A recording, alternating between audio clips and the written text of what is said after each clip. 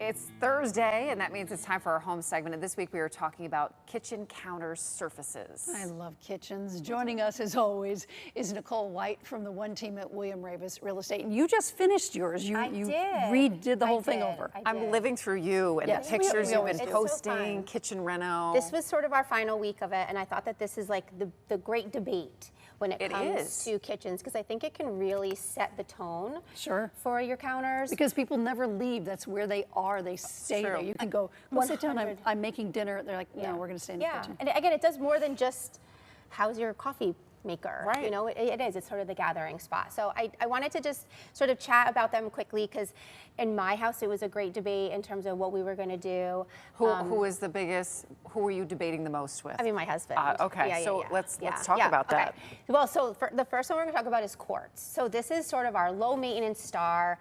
It is durable, it's non-porous, it is man-made, so it is going to resist staining. And if you have a really, really busy household, this is probably your best bet. It blends in with the white. It does, yeah. But what's really great about quartz is that because it is man-made, it comes in so many variations, so many colors, so much veining. You know, and there's a price difference for sure, absolutely. So, you know, you don't think it's going to be so heavy, and it really, this is just a little chunk. Pretty heavy. It's pretty heavy. It's doing its job. It is.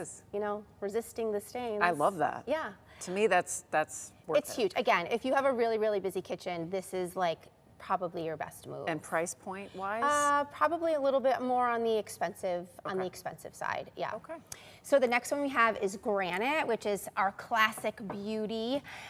This one is again going to give us that more of that natural look, because it is a natural stone. It's not man-made. Is granite out, or is it still kicking? I honestly think I say this every time I'm here. Whatever speaks to you, go for it. Okay. What's really great about the granite over the quartz is that it's heat resistant. So if you're one that's just wanting to put like a pot on the counter, go with the granite. The quartz is not heat resistant, so you're going to have to make sure you're putting a pot under, like a pot holder underneath it. There you go. So again, it's still very durable. It's very long lasting. The only downside is that you do have to seal it. So it's again, with the quartz, you don't have to ever worry about it, and the granite you do. Now marble. So we're heading to Butcher Block first. Oh, sorry. That's okay.